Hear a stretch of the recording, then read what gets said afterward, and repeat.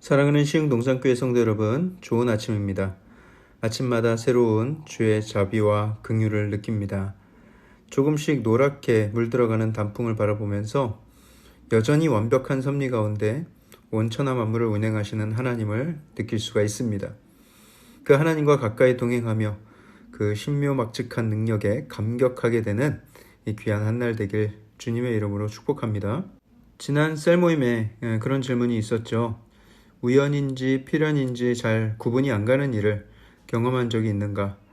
어쩌다 일어난 일인지, 하나님의 신실한 섭리인지 긴가민가 할 때가 있진 않았는가? 라는 질문이었습니다.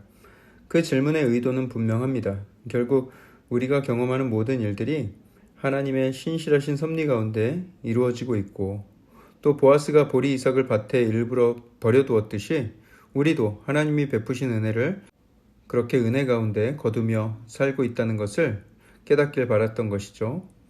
하나씩만 나눠보라고 말씀을 드렸지만 세런들에게 무엇을 나눌까 생각하다 보면 분명히 하나님의 은혜로 된 것이 한두 가지가 아니라는 것을 깨닫게 될 것입니다.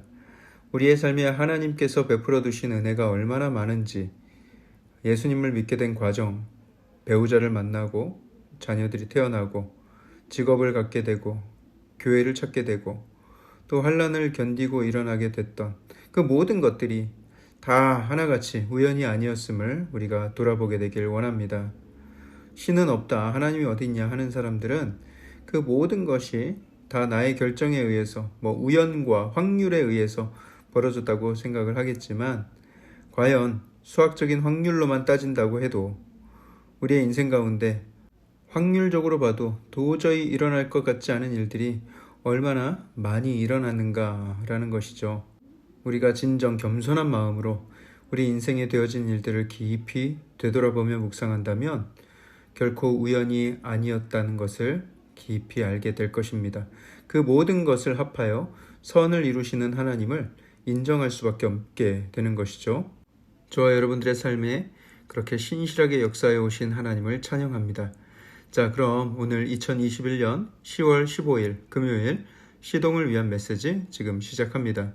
오늘 하나님께서 우리에게 주시는 말씀은 출애굽기 32장 1절에서 14절의 말씀입니다.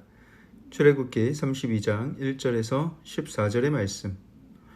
톰 행크스 주연의 캐스트 어웨이라는 아주 기념비적인 영화가 있습니다.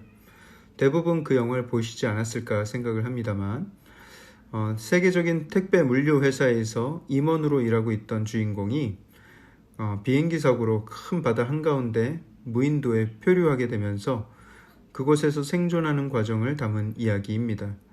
그가 비행기 사고로 실종됐고 또 살아 돌아올 확률이 거의 없다고 판단이 되었던 상황이죠. 그래서 그의 약혼녀가 있었는데 그 약혼녀는 한참을 기다리다가 결국 그의 죽음을 인정하고 그를 마음에서 떠나보냅니다. 그리고 새로운 가정을 이루게 되죠. 후에 그 주인공이 바다 한가운데서 기적과 같이 구조가 되었고요. 다시 집으로 돌아오게 되었습니다. 그 약혼녀는 그가 구조되어 왔다는 소식을 듣고 그 자리에서 실신하고 맙니다. 그리고 그녀를 만나려 했을 때에는 그녀가 상당히 당황스러워하고 혼란스러워했습니다. 너무나 그리웠던 남자친구가 살아 돌아왔지만 자신은 이미 아이도 낳고 새로운 삶을 시작하고 있었기 때문이죠. 그리고 결국 그 두 사람은 작별의 입맞춤을 하고 서로를 보내주기로 합니다.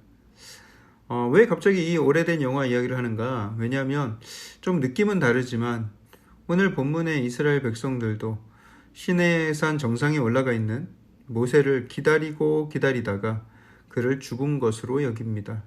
이거 돌아올 가망이 없다 하고 여기는 것이죠.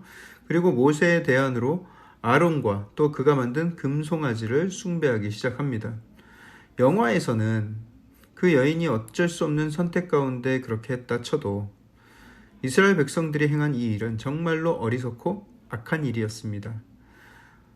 모세가 산에 올라가서 계명과 율법과 규례를 받고 있는 동안 그들은 자신들의 지도자가 눈에 보이지 않자 불안해했던 것 같아요. 그 말은 지금까지 그들이 의지하던 것은 하나님이 아니었고 그들 눈에 보이는 지도자였다는 것을 알 수가 있습니다.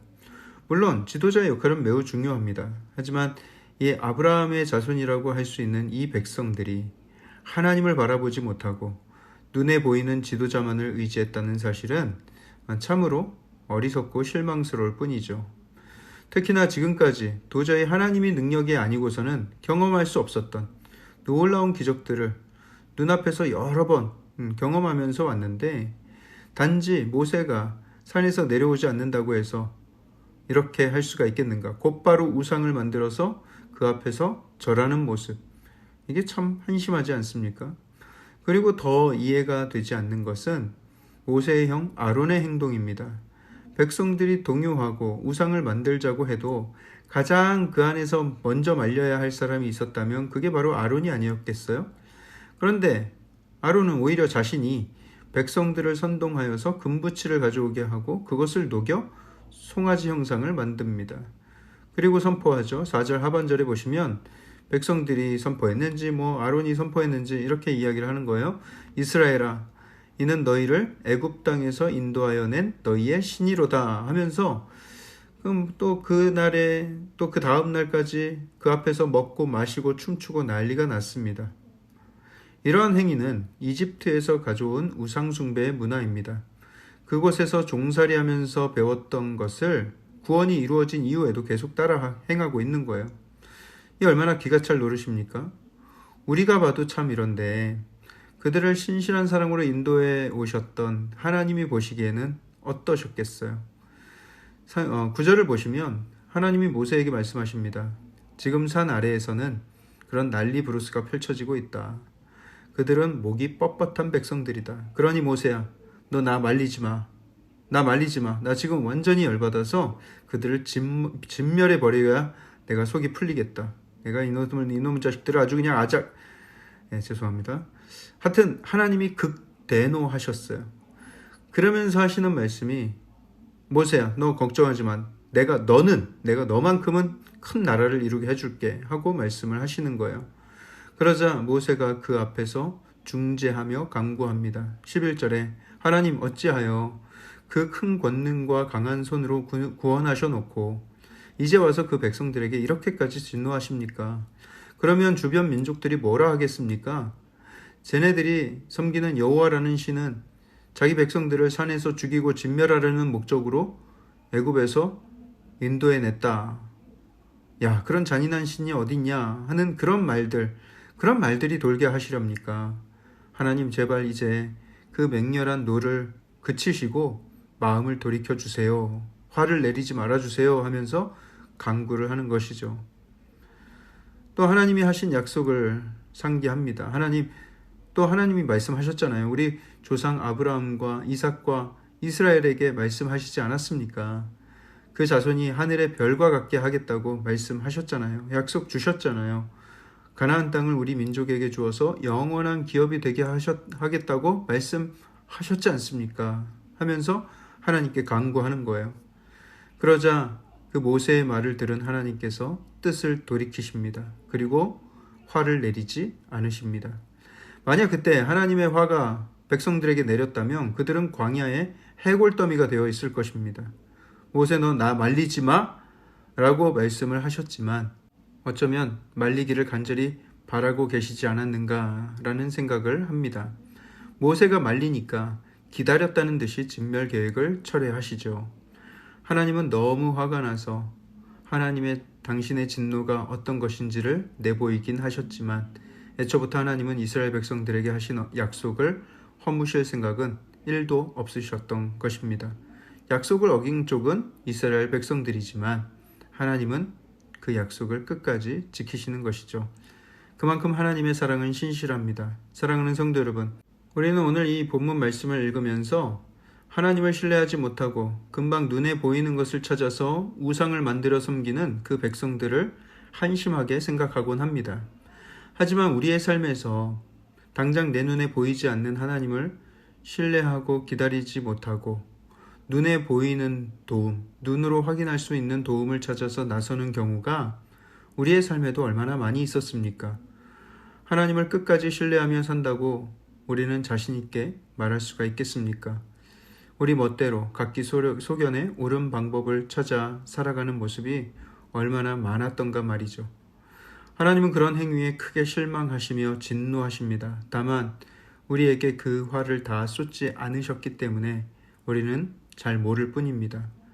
그 화를 우리가 직격탄으로 다 맞을 뻔했지만 모세가 그 백성들을 중재하였듯이 예수 그리스도께서 우리를 위한 중재자가 되어주셨고 심지어 그 모든 죄값마저도 십자가 위에서 해결해 주셨습니다. 우리에게 쏟아져야 할 진노가 십자가 위에 달리신 예수 그리스도께 다 쏟아졌습니다. 우리는 그 예수님의 중재와 희생으로 하나님 앞에 이렇게 나아갈 수가 있게 된 것이죠. 이제 그 귀한 은혜가 우리에게 주어졌음을 기억하며 다시는 하나님을 실망시키는 일을 하지 않기로 다짐하게 되는, 결단하게 되는 우리 모든 성도님들 되기를 축복합니다. 가을의 단풍이 아름답게 물들고 감이 빨갛게 익어가듯이 점점 더 그리스도 닮은 신앙과 인격으로 변화되어가는 저와 여러분들 되기를 주님의 이름으로 축복합니다. 사랑의 하나님, 감사합니다. 이 계절에 우리도 하나님의 사랑과 또 하나님의 가르침으로 선한 인격으로 아버지 그렇게 익어가길 소원합니다. 우리의 삶 속에 하나님의 진노를 받을 만한 일들을 얼마나 많이 행했는지요. 하지만 예수 그리스도의 그 중재의 은혜로, 희생의 은혜로 우리가 죄가 해결되고 하나님 앞에 담대하게 서게 된 것이 큰 은혜인 줄 믿습니다. 이제는 그 하나님을 실망시키기보다 하나님께서 기뻐하시는 일을 적극적으로 찾아 순종하며 행하는 우리의 삶이 되게 하여 주시옵소서. 이 모든 말씀을 살아계신 예수 그리스도 이름으로 감사하며 기도합니다. 아멘.